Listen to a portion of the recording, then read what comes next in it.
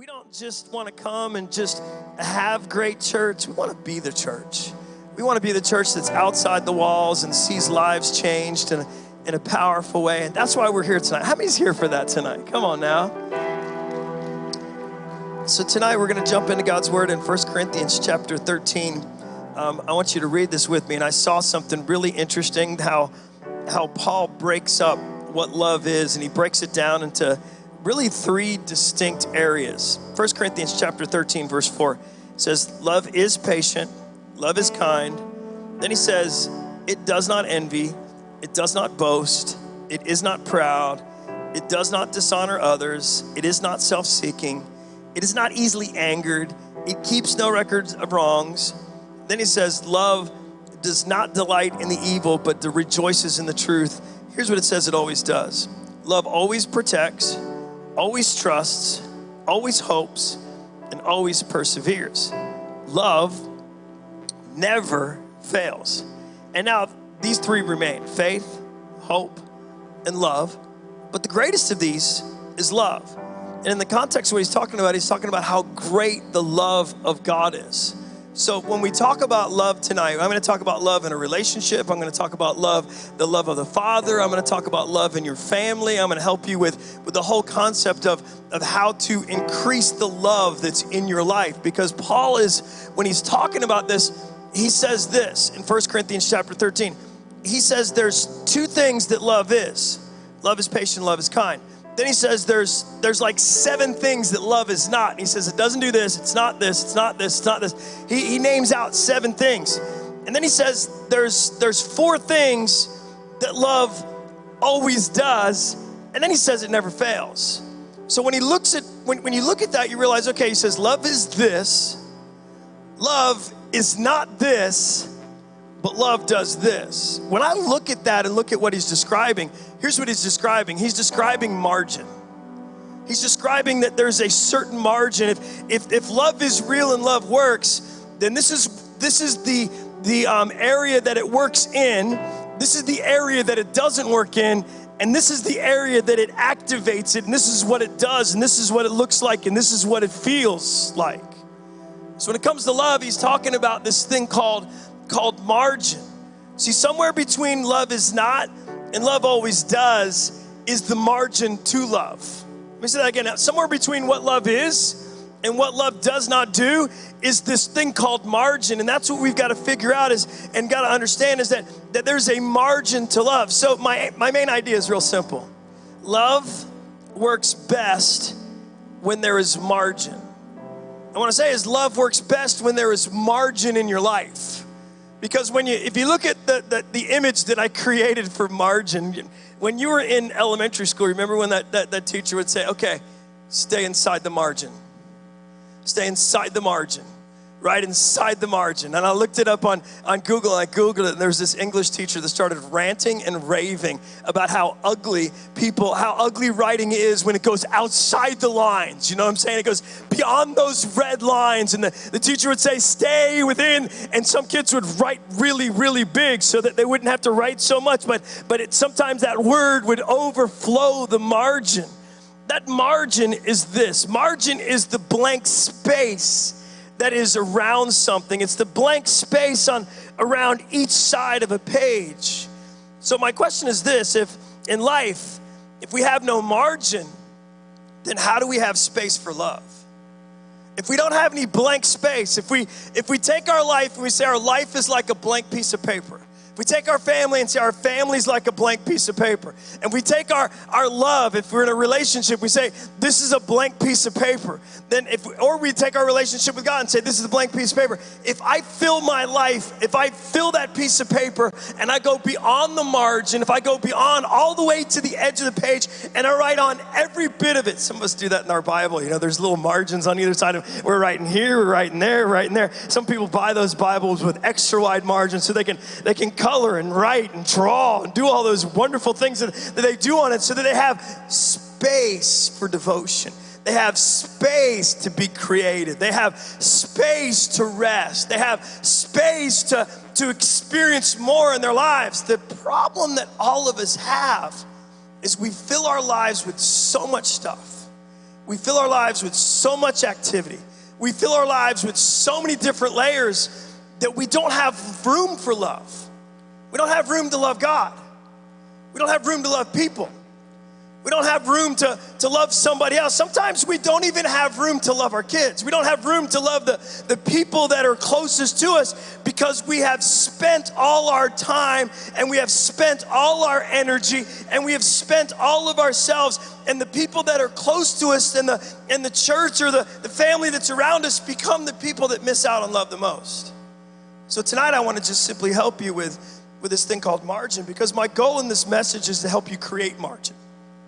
Because I honestly believe that margin is something that's our part. God has already created enough space for it to live inside of our lives. When Jesus died on the cross, he said, I'm not gonna choose to live in a building, I'm gonna choose to live in people. So he's created us. We are the space that he lives inside of, but your brain is interesting, because sometimes your brain never shuts off. A lot of times it doesn't shut off because we constantly keep it active. We live in a society that our brain is overactive, and we wonder why people have anxiety and people have fear and people have insomnia. And you're gonna realize that there's certain things that we do that we don't allow space for our lives. Boy, if we could just go back to the little house on the prairie kind of days, you know what I'm saying? Where there was no cell phone and there was no Kmart or Walmart or Circle K or nothing, you know what I'm saying? If you didn't have nothing but each other and some animals in a field, guess what? You would have time, hello? You would have space. Some of you like, I would be bored. No, you would be working, you know what I'm saying? You would have a different, those kind of people that grew up. How many in this room, let's ask this, how many in this room grew up before the cell phone? You were a kid before the cell phone. That's the majority of us in this room. How many in this room grew up before, this is gonna be hard, how much grew up before color TV? How many of us ever sit in a house and remember a black and white TV, you know what I'm saying? Come on now. How many remember rabbit ears on a TV? Come on now, you remember those things? You know what I'm saying? You had one channel, two channels, whatever, and sometimes your parents were like, go over there and move that thing, you know what I'm saying? And kids have no idea. I mean, I had this push button. My grandmother had like this big honking TV. I mean, it was huge. It looked like a credenza or something, and it had like 4 buttons on this remote thing. She was like the jam, you know what I'm saying? Like boom, boom, boom, and we'd sit there as kids going, she's like, stop it, you know, because we would try to switch channels. And now you got like 7,000 channels. Half of it you can't even understand. Half of it you have to subscribe to. The rest of it you really don't even want to see, you know what I'm saying? I mean, we live in a generation, in a period that we are so overstimulated when it comes to technology, when it comes to entertainment. Here's an interesting thing. I think if there's 2 things. If you're gonna set margin for your life, the 2 things that the devil wants to steal from you is your time and your energy. Because if he can take your time and your energy, then you have no time to serve the Lord, you have no time to think about the Lord, and you have no energy to serve him. So if you have no time to think about him, no time to spend with him, and no time to get close to him, then guess what? You will not spend your energy on him. You're gonna take your energy and you're gonna put it on everything else. So what we have to do is figure out, okay, when it comes to our time, what in the world is sucking the time out of our life? What in the world are we giving our time up for? What in the world are we sacrificing because we don't have enough time? I think we've got to come to a point where we just set some margin when it comes to the technology in our lives. See, technology is dramatically, I read this week, that technology is dramatically affecting our personal lives. The electronic device is supposed to enrich and enhance and make life so much simpler, but life has become only more complicated on the planet. I mean, today I'm sitting in office and that guy goes this, he goes, do you know what that permit number is? And I'm like, it's like 8 numbers, you know what I'm saying? Like, I'm gonna like pull this thing out of my hat. I pull out my phone and I start searching an email, you know what I'm saying? Like, the new day, I'm looking at it and he looks at me and he goes, yeah, right. He goes, I'm gonna go down and get it. I'm gonna go search it. He comes back and I tell him the number and it's like, woo, you know what I'm saying? It's one of the things, we have so much technology at our fingertips, but maybe if we just realize that the simplest action in order to add more time and add more space to our life is just to simply don't act. Just simply slow down. just simply maybe do a couple of things. If we want to focus on love, if we want to focus on our relationship with other people, if we want to focus on our relationship with the Lord, if we want to focus on a relationship with an individual, then maybe just set some margin when it comes to this device and turn it off at the key times that you need to turn it off. Probably one of the most important times to turn this off is whenever you go out on a date. Whenever you, let's not even call it a date, let's say dinner. Dinner with your kids, dinner with family, dinner with anybody under the planet. I mean, we have a thing like with our kids, they're like, put your phone not at the table, you know what I'm saying? And sometimes I'm guilty. How many parents are guilty sometimes of pulling out your phone at the dinner table and like seeing, you know, the bones that are hanging out over here that they're trying to figure out whose they are, those kind of things. Yeah, that's a fact. But the bones, that's what the, whatever. Okay, read the news. But when it comes to turning off your phone, I mean, think about it. How hard has it become for people to just sit down at a meal and talk to each other? I mean, go to a restaurant. I mean, on Valentine's Day, I went to a restaurant with my beautiful wife. We had an amazing time, and we were in this restaurant, and I looked around, and there are people just, I mean, people, I don't care what restaurant, where you are, I don't care how expensive it is or how cheap it is, you can just sit there and watch people, and they never look at each other. They just got their head down. It's like the holy glow is going on, and they're just fascinated by what's in front of them, but the most fascinating thing is right in front of them. And I think the enemy wants to take away the relationship with the people around us. We can alienate ourselves from people by doing what? By allowing a device. So I'd encourage you, maybe just do this. It's a simple way to set some margin. Turn it off at the times that are important. Maybe turn it off in the morning. Turn it off at lunch. Turn it off. Man, here's what I do. I take it and I set a sleep thing that it turns off. It's like just for a certain period of time, and I have to tell it, okay, I'm not asleep right now. You know, I have to force it to come open. That's just one of the things I do. The other thing you can do is this: be careful where and when you take calls. Have you ever seen people that take phone calls like in church?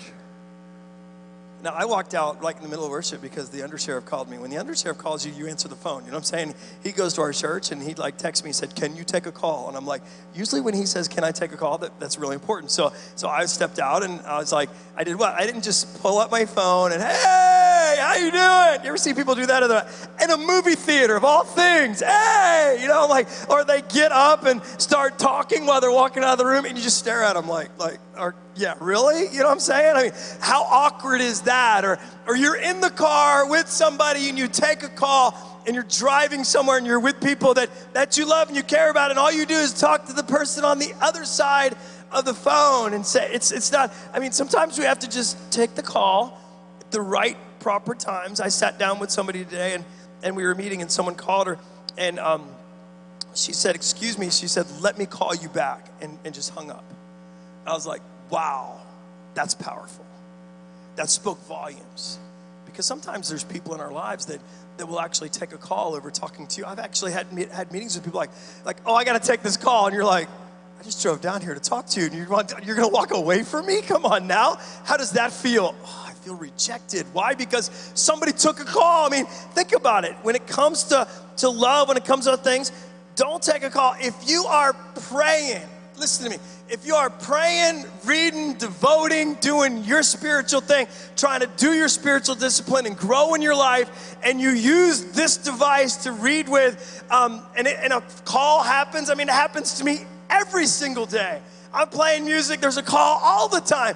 It's usually a number I don't know who it is, and they're trying to sell me like some car warranty for a car I don't own. I mean, it's so insane. I mean, sometimes you want to answer just to give them a hard time. But when I'm praying, I just hit the red button every single time and I get just like frustrated. Like, that just tells me the devil does not want me to pray. You know what I'm saying?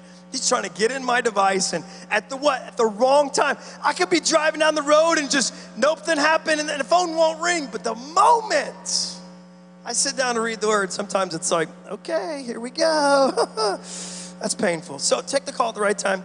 Maybe do some things that actually cause you to if you're with people and they're people that you love, maybe do some things that are actually different, some different rhythms in your life. Maybe play a board game. You ever played like Clue or Monopoly or we play a lot of different games. It's fun, different card games and stuff like that. Why? Because it causes you to interact and talk. We went on a vacation October and November, and I brought a puzzle. How many like puzzles? I'm telling you. I mean, I just sat there for hours. I couldn't believe it. It was like the most mind-clearing thing on the planet. Why? Because I didn't have to think about anything that was happening in this world, but what was right in front of me, and it was trying to get that puzzle and make sure that all the candy pieces it was just a candy puzzle. So I was just like, this is cool, you know. So do those things. Look for activities that help together, that foster conversation, whether it's hiking, boating, those different things. Go on vacation. Sleep. That's a wonderful thing, you know what I'm saying? When it comes to, some of us, how many need sleep?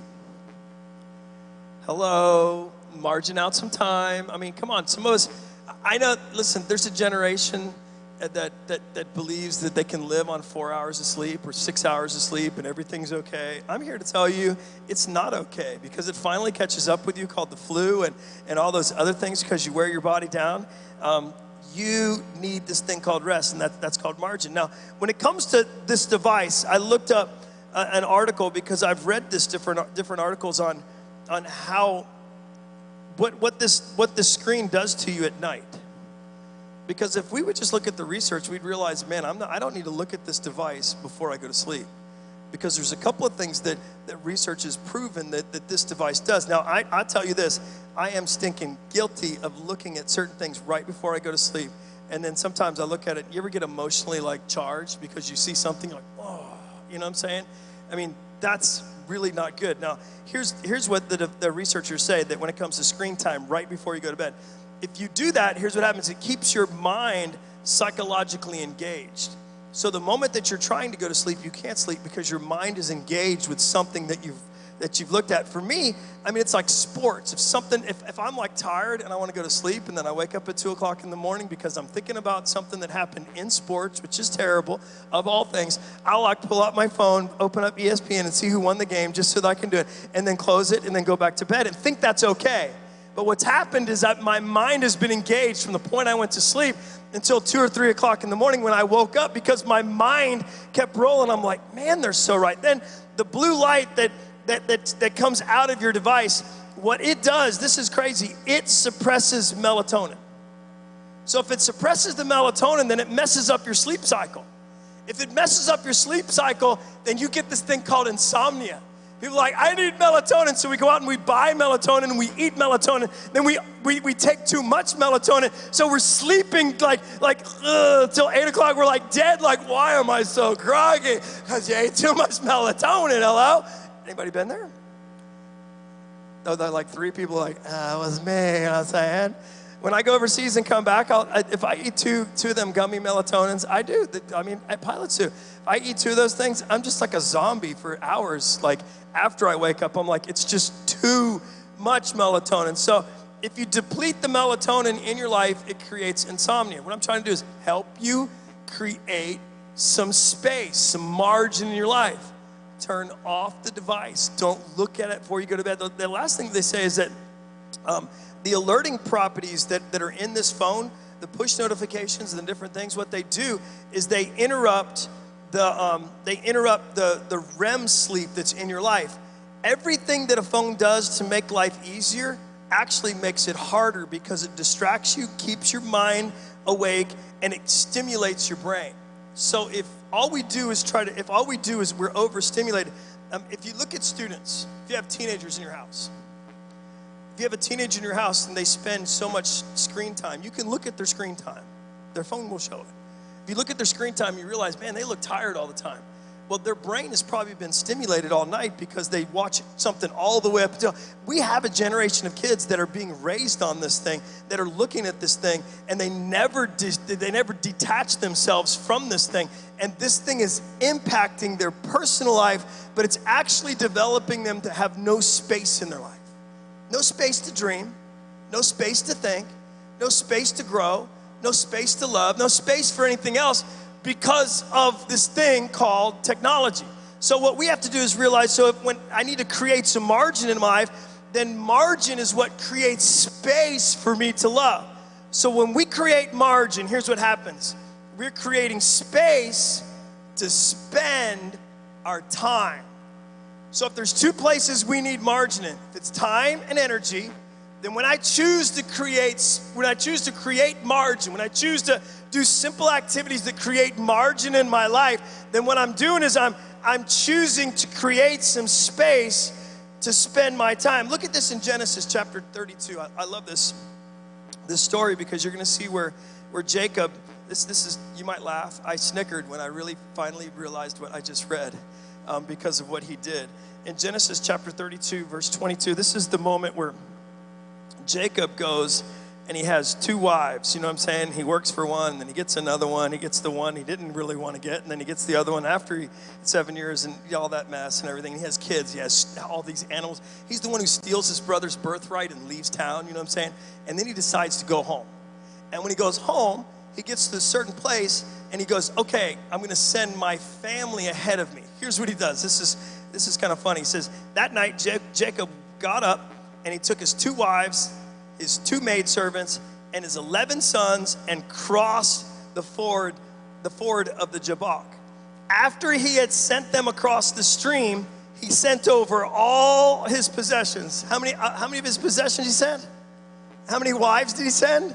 All. I don't know why you need more than one, but hey, come on, let's go. So he sends everything that he loves, everything that he owns across, and it says in verse 24, so Jacob was left alone. No cell phone, not two wives, not 11 sons, nothing to distract him. He's all by himself. And when he's all by himself, here's what's happened. And it says, when he's all left alone, and a man wrestled with him until daybreak. When the man saw that he could not overpower him, he touched the socket of Jacob's hip, so that his hip was wrenched as the man wrestled them. Then the man said, let me go, for it is daybreak. But Jacob replied, I will not let you go unless you bless me. And the man asked him, what is your name? Jacob, he answered. Then the man said, from now on your name will not be Jacob, but Israel, because you have struggled with God and with men and have overcome. Then the man said, your name will no longer be Jacob, but Israel, because you have struggled with God and with men and have overcome. When it comes down to this struggle, what did he do? He took both his wives, took all his sons, took everything that he had, and he created margin by doing what? By sending them across the river. Wow, he chose to be alone. And in this alone state, he does what? He struggles with this thing called prayer. He struggles with it. It's an image of him struggling with prayer and saying, God, I just need your blessing on my life. God, and the Bible describes it as if he's struggling with the man, and then his hip gets wrenched. Guess what? When he started struggling, when he created space in his life, and he started struggling with his relationship with the creator of the universe, here's what happens. He walks different. He wouldn't have walked different if he didn't have margin in his life. If he'd have went across the river with his family and said, woohoo, everything's okay, I don't need to spend this time. He chose to separate himself. He chose to eliminate the distractions in his life. He chose to create space and create time so that he could spend time. And when he created space and he drew close to God, what happened? God drew close to him and he walked differently. If we truly want to walk differently, if we truly want to love differently, if we truly want to be the people that we're destined to be, the Christians, the followers of Christ that we're designed to be, then we have to have space. We have to have time that we can spend with the Lord. My question for you is this: when do we spend time with God? When do we spend time? If we spend all our time working, all our time trying to achieve, all our time trying to amass different things, then we could miss the simple thing that God wants to do, and that's help us to understand who he is.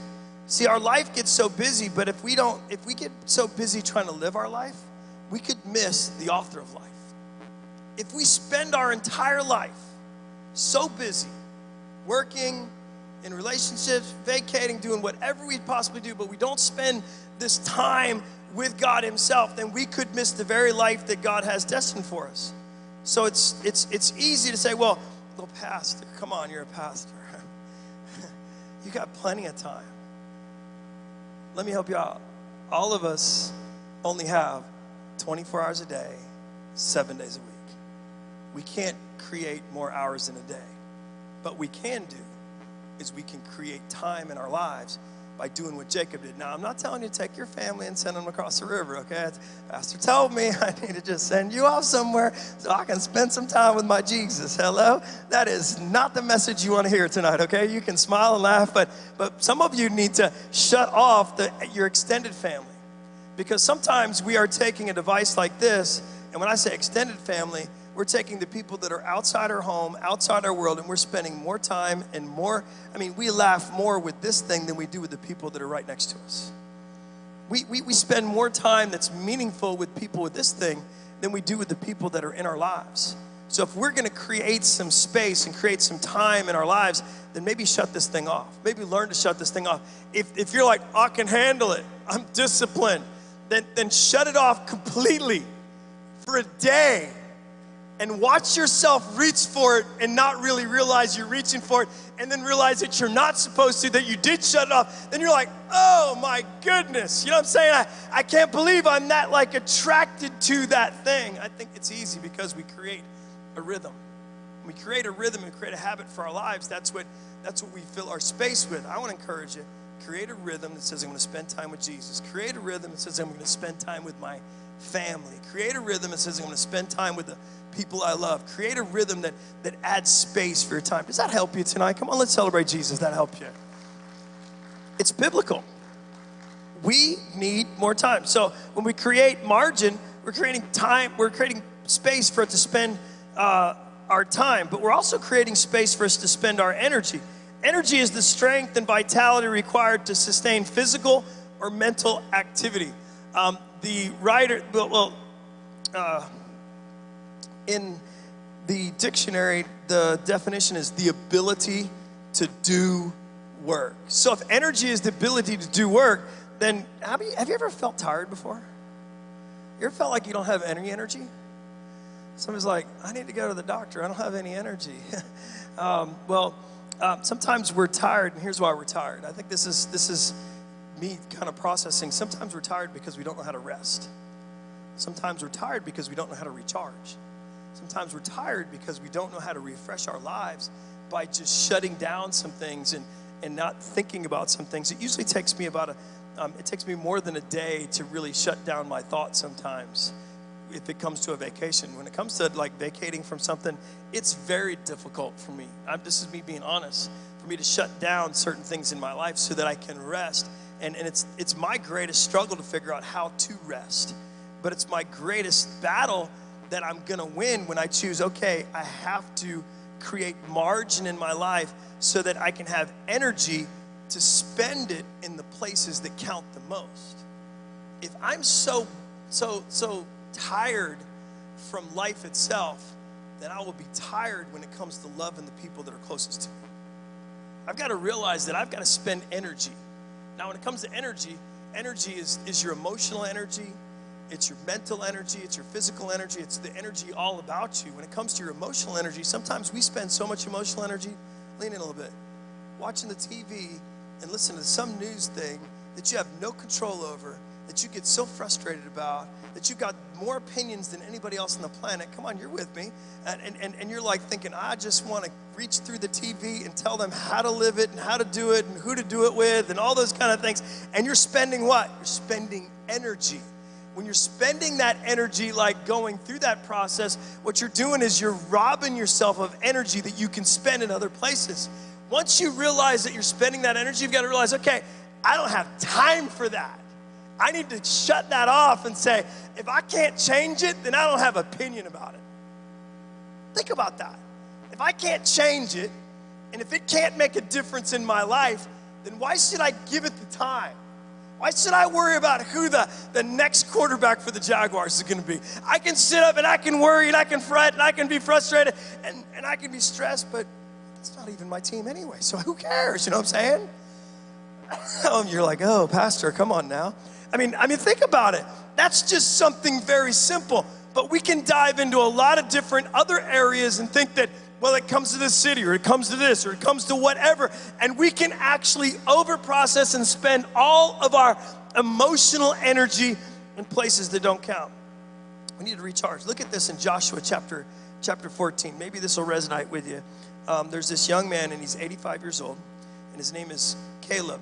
It says, now then, just as the Lord promised, this is Caleb. This is when they after they walk into the promised land, and everybody conquers everything. And Joshua and Caleb are in their 80s. Remember, they were younger than 40 when they went in and said, hey, we can surely take it. God says, I'm going to give it to you. You walk around that mountain, I'm going to give that thing to you. And he's 85 years old, and he comes back to the moment where he's supposed to get his inheritance. And this 85-year-old man steps up and he says this, now then, just as the Lord has promised, he has kept me alive for 45 years since this time, he said to Moses, while Israel moved about in the wilderness. So here I am today, 85 years old. I am still as strong today as the day that Moses sent me out. I am just as vigorous to go out to battle now as I was then. Now give me this hill country. And the Lord promised me that day, you yourselves heard then that the Anakites were there and their cities were large and fortified. But the Lord helping me, I will drive them out just as he said. So, you know, that sounds like someone that has so much energy, has way more energy. Some of you are like, man, that wears me out just thinking about that. This guy's 85 years old, and he's like, wait a minute, there's the enemy in there? Send me in. My God's greater. I'm just as strong. When I was 40 years old, I can go in there and I can eliminate it all. I know it's a big battle. I know it is, but guess what? With the Lord's help, I'm going to take off of this thing. He has so much energy in his heart, in his life. He's a person that is not going to stop, and he can't stop, and he won't stop. See, margin is created when we have a promise. Guess what? God's giving you a great promise. Jesus said this for you. Take this. In John 10, he said, I've come that you, put your name where you is. I've come that you may have life. And not just a little life, but a full life, an abundant life.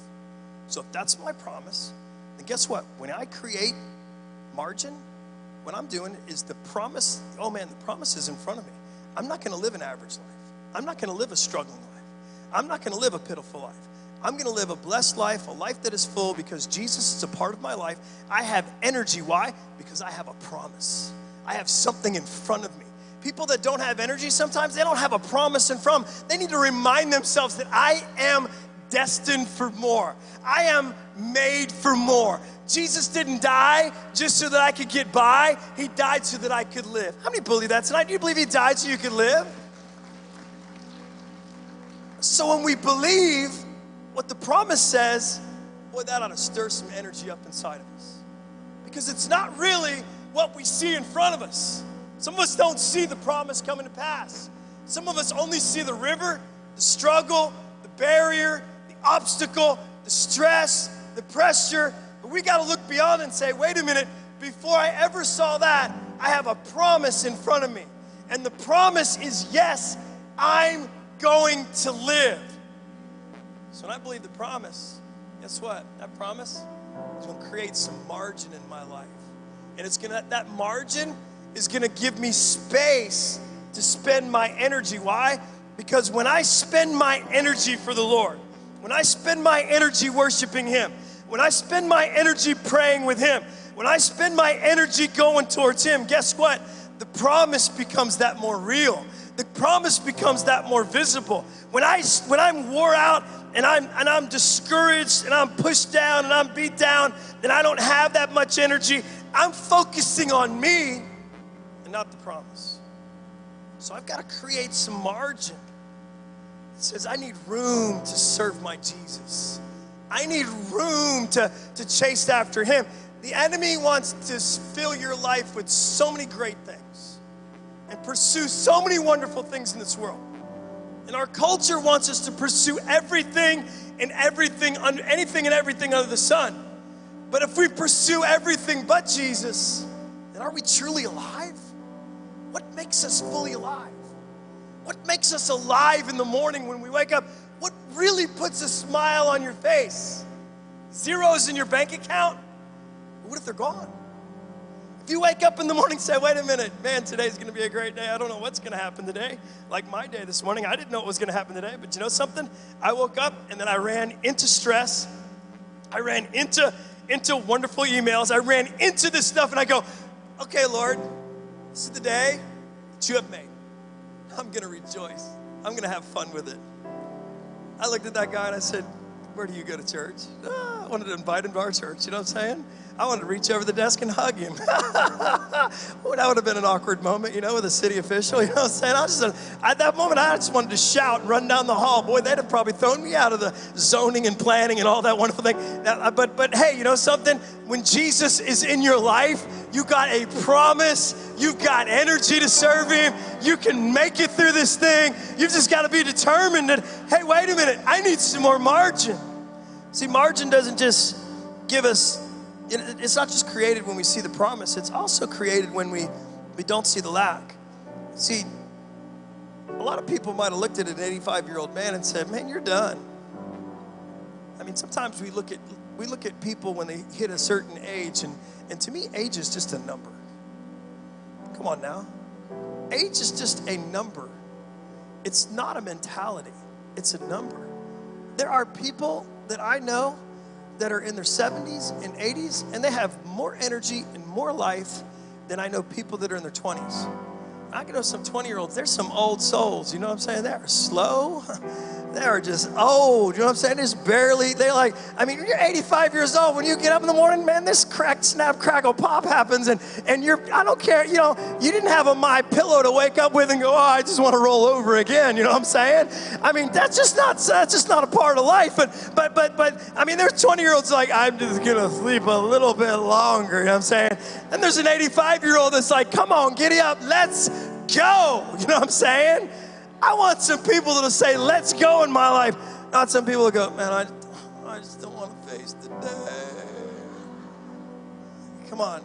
I always tell people like that, like, suck it up. Get over it. They don't like my counseling. I'm like, grow up. You know what I'm saying? Let's go. You are an adult in this world. You know, I am not a good counselor, okay? I usually tell the people like, man, you got a degree in that? I got a master's degree that I took a class in that. But I just learned the good old hard way from parents that really just said, hey, you know, life is what you make it. Let's make it great.